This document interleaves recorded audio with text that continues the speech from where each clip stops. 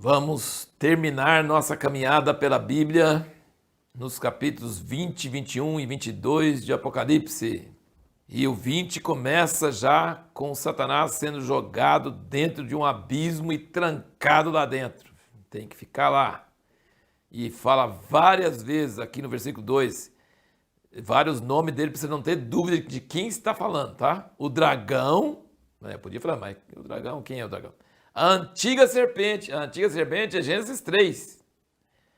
E o diabo e Satanás, que está no livro de Jó, e o amarrou por 1000 anos. Lançou no abismo, o qual fechou e selou sobre ele para que não enganasse mais as nações até que os 1000 anos se completassem. Depois disso é necessário que ele seja solto por um pouco de tempo. Então vi os tronos e aos que se assentaram sobre eles foi dado o poder de julgar, e vi as almas daqueles que foram degolados por causa do testemunho de Jesus, da palavra de Deus, e que não adoraram a besta nem a sua imagem, e não receberam sinal na fronte nem nas mãos, e reviveram e reinaram com Cristo durante 1000 anos. Mas os outros mortos não reviveram até que os 1000 anos se completassem. Esta é a primeira ressurreição. Bem-aventurado e santo é aquele que tem parte na primeira ressurreição. Sobre estes não tem poder a segunda morte, mas serão sacerdotes de Deus e de Cristo e reinarão com ele durante os 1000 anos. Vamos ler um trecho aqui de 1 Coríntios 15, só para você poder juntar as coisas que Paulo falou em 1 Coríntios 15 com isso aqui. 1 Coríntios 15, 20 fala, mas na realidade Cristo foi ressuscitado entre os mortos, sendo ele as primícias dos que dormem. Então Jesus é o molho das primícias, tá? Porque assim como por um homem veio a morte, também por um homem veio a ressurreição dos mortos. Pois como em Adão todos morrem, do mesmo modo em Cristo todos serão vivificados. Cada um, porém, na sua ordem. Cristo as primícias, que já aconteceu. Depois os que são de Cristo na sua vinda, que serão esses aqui, ó, que fala que vão reinar no início do milênio. Então virá o fim. Entre a sua vinda e o fim é o quê? 1000 anos.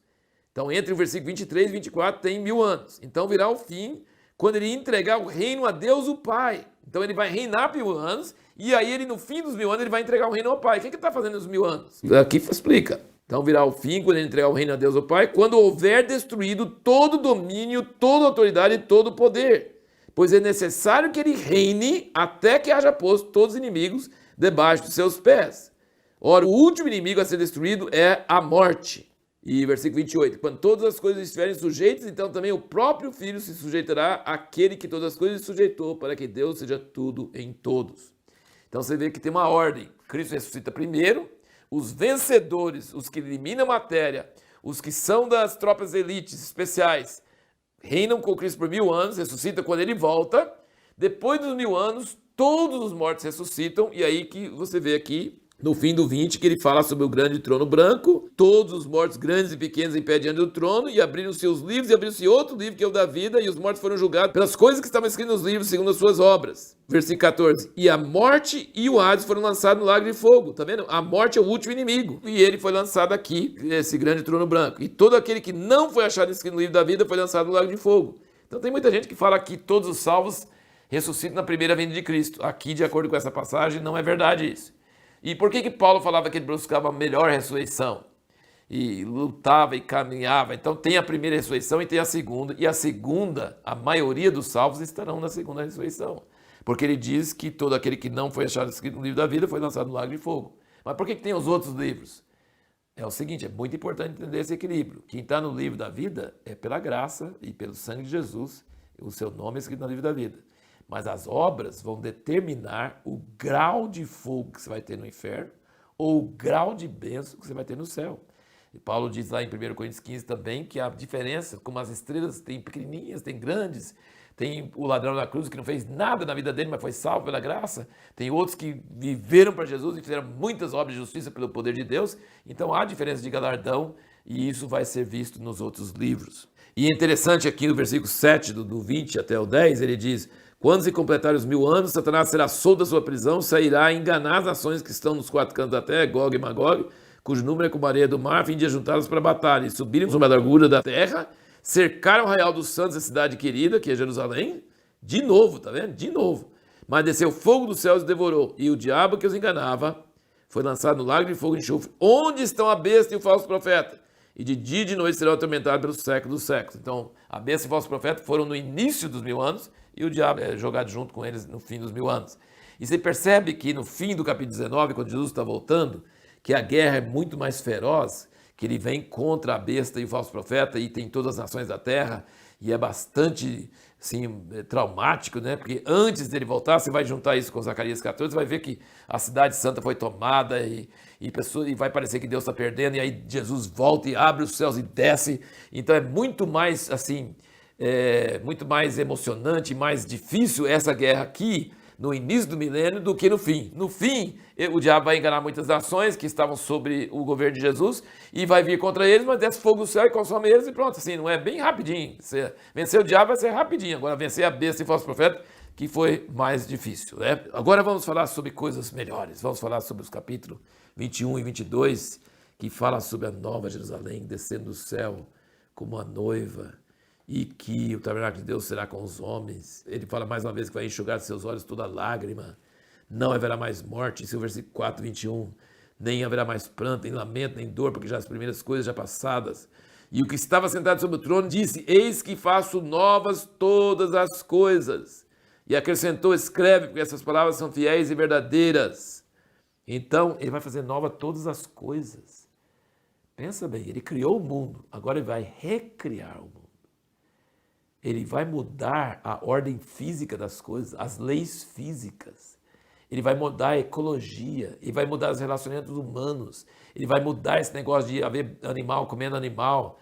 Todas essas coisas vão mudar. Acho que isso talvez já vai ter mudado durante o milênio, porque durante o reino de Jesus de Jerusalém não vai haver mais essa luta entre os animais e comendo carne, essas coisas assim.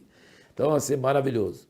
E aí descreve essa nova cidade de Jerusalém descendo do céu, o seu muro, e os seus fundamentos do muro, e as portas dela, e não precisa do sol nem da lua, e as nações andarão à sua luz, será uma coisa, e não haverá nada impura. É uma maravilha, é tremendo. E aí o 22, você pensa que o 21 já subiu pra caramba, o 22 sobe mais ainda. O versículo 1 fala, mostrou-me o rio da água da vida, claro como cristal, que procede do trono de Deus, do Cordeiro, no meio da sua praça, em ambos os lados do rio, estava a árvore da vida, estava no jardim do Éden, ninguém comeu e depois teve espada de fogo ao redor para proteger, mas agora vai estar disponível, que produz 12 frutos, dando seu fruto de mês em mês, e as folhas da árvore são para a cura das ações. Ali não haverá jamais maldição, nela estará o trono de Deus do Cordeiro, e os seus servos o servirão e verão a sua face, e na sua fronte estará o seu nome. A visão beatífica, ver Deus. Nenhum homem pôde ver Deus em carne, né? Nenhum homem, mas nós vamos poder ver Deus eternamente. Não existe nada igual a isso, nada. A nossa herança eterna será ver Deus face a face, ter o seu nome escrito no nosso rosto. Não dá nem para pensar sobre isso, de quão grande é isso. Em contraste com Daniel, você lembra como é que terminou o livro de Daniel? Deus falou assim, sela o livro, porque é para o tempo do fim. E aqui o que Deus diz para João, no versículo 10 e 22? Disse-me ainda, não seles as palavras da profecia deste livro, porque próximo está o tempo. Quem é injusto, faça injustiça ainda. Quem está sujo, suje-se ainda. Quem é justo, faça justiça ainda. E quem é santo, santifique-se ainda. Eis que cedo vem, está comigo a minha recompensa para retribuir a cada um segundo a sua obra. E terminando então nossa caminhada pela Bíblia, vamos responder a pergunta que fizemos de acordo com as últimas palavras da Bíblia. O que precisamos fazer para ser bem-aventurados? Vamos para os versículos 7, 9 e 14. 7 é, eis que cedo vem o bem-aventurado aquele que guarda as palavras da profecia deste livro. Você está escutando? Guarda as palavras da profecia deste livro. Eu pergunto para você, você consegue guardar uma coisa que você não lê? Não consegue, né? Você precisa ler a Bíblia toda, sempre. E você precisa valorizar. Você precisa tirar tempo de qualidade. E não é só o livro do Apocalipse, mas muito forte o livro do Apocalipse. Mas toda a Bíblia precisa ser guardada. Versículo 9, mas ele me disse, olha, não faças tal, porque eu sou conservo teu e de teus irmãos os profetas, e dos que guardam as palavras deste livro, adora a Deus. Segunda vez ele fala, guarda as palavras deste livro. E o versículo 14, bem-aventurados aqueles que lavam as suas vestes no sangue do Cordeiro, para que tenham direito à árvore da vida e possam entrar na cidade pelas portas. E a Bíblia termina, versículo 21, a graça do Senhor Jesus seja com todos. Nós não vamos conseguir fazer nada disso sem a graça do Senhor Jesus Cristo. Você que terminou essa grande caminhada, essa maravilhosa caminhada, lendo toda a Bíblia de Gênesis e Apocalipse, e agora chegamos no fim, que grande vitória ter lido a Bíblia toda, que coisa maravilhosa. Eu quero desafiar você a fazer duas coisas. Primeiro, uma é pessoal. Você precisa fazer o propósito de rapidamente começar novamente em Gênesis para ler a Bíblia toda novamente. Nós precisamos ler a Bíblia toda sempre.